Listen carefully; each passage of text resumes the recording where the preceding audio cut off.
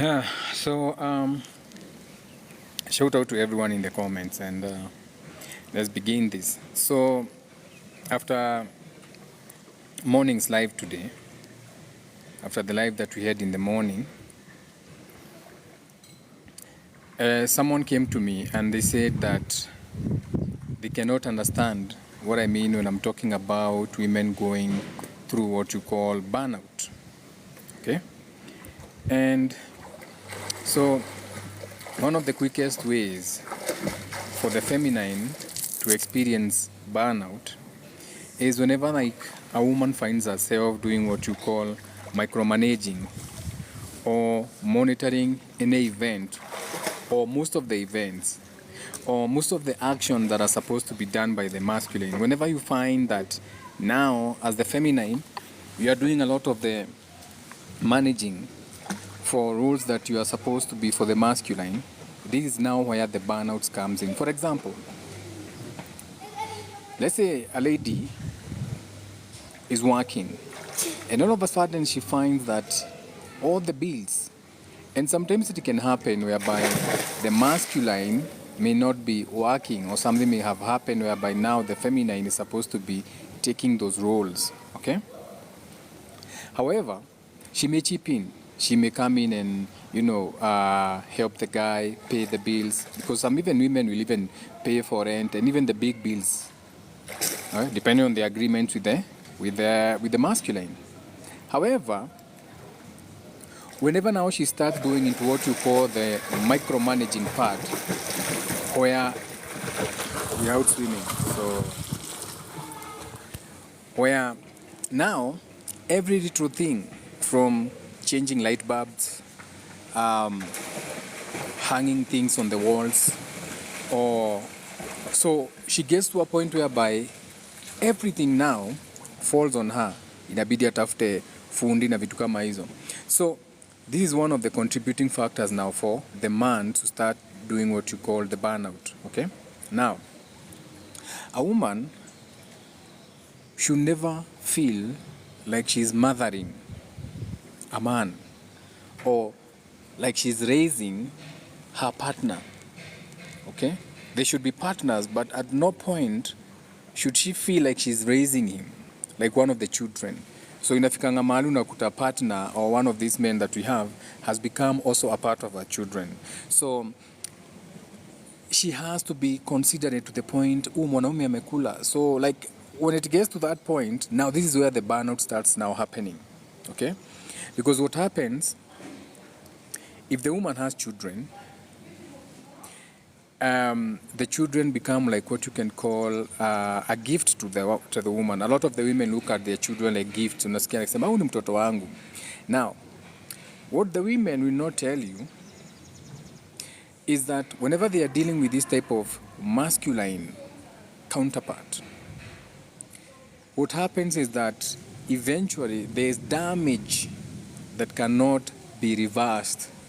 And I should speak on this because most of the women who come for consultations, when I'm doing consultations, I usually have like both men and women coming. So I keep all my eyes open and my ears also. So I'm listening to what the women are complaining about.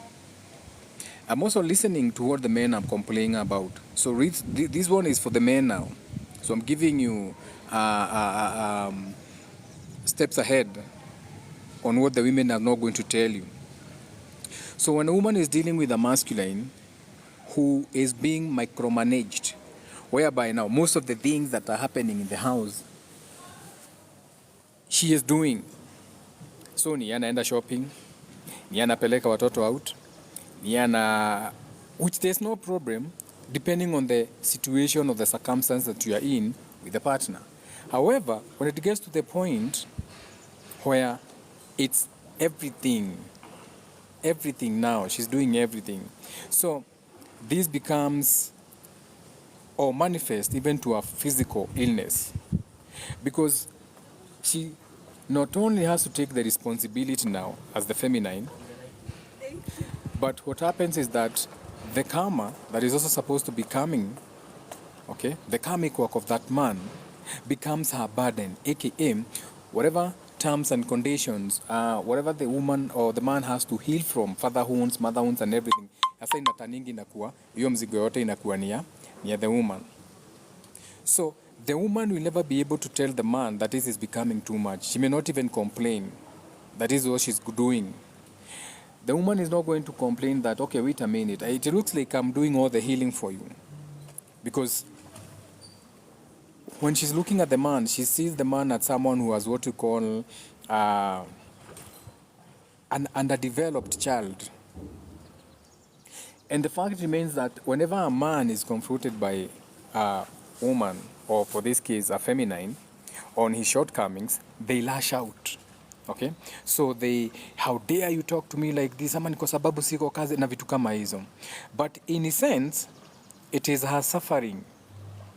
And most of the women decide to suffer in silence.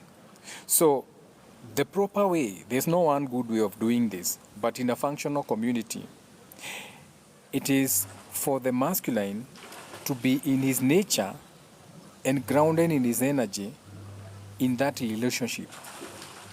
And this is what you call the Christ template. You know, a lot of people associate, I don't even know what these people teach you in churches, because one of the Christ template is to be grounded.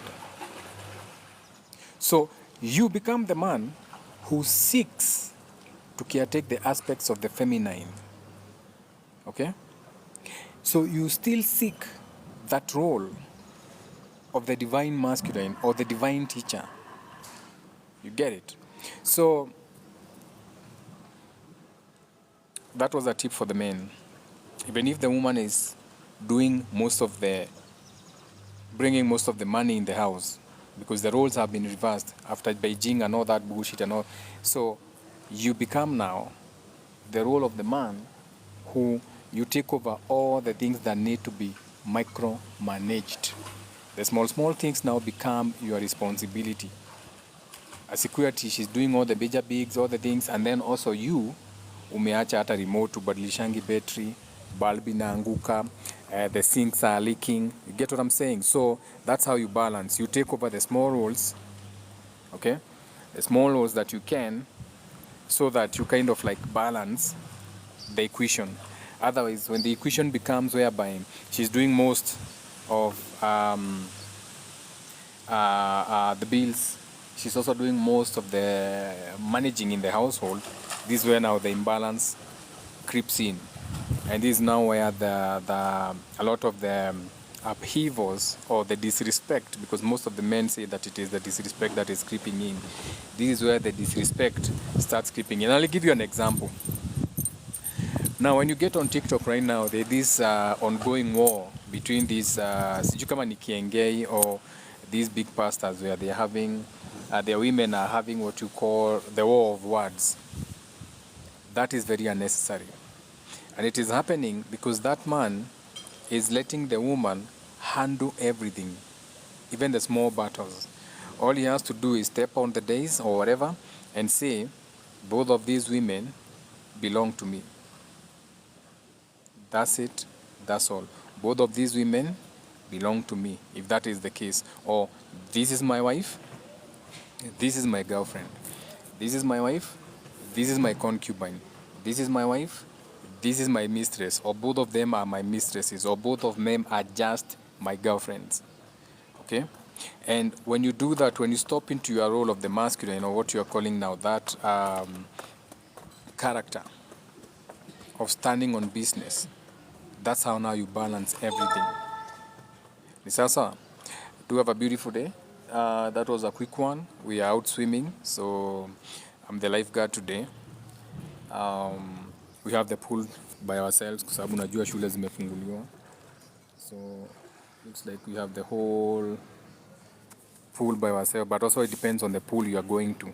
You have to know the pool you are going to, the location. Rather drive a little bit out of town, but find a pool that is not haijajaa watu hawajakojoa sana. Unajua people will always pee in the pool. At least have 5 or 10 people peeing in the pool. Don't go to a pool where the whole community has peed there.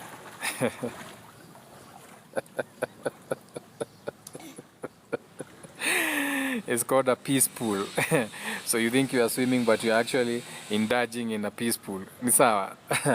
So each one to each one, we'll catch up again tomorrow morning, 8 a.m. between 8 a.m. and 9 a.m. Torah's hour. For our Friday, Venus, Love and Appreciation Live. Ni sasa. So for the day, that's it. One live in the morning, 8 to 10. The other live around this time, which is 2 to 4. And since there's nothing to teach about, no questions, nothing. So I'm just going to end this life, and I become the babysitter. I just jump into my role of enjoying my descendant feeling, enjoying the water. Ni sawa? Ciao, ciao.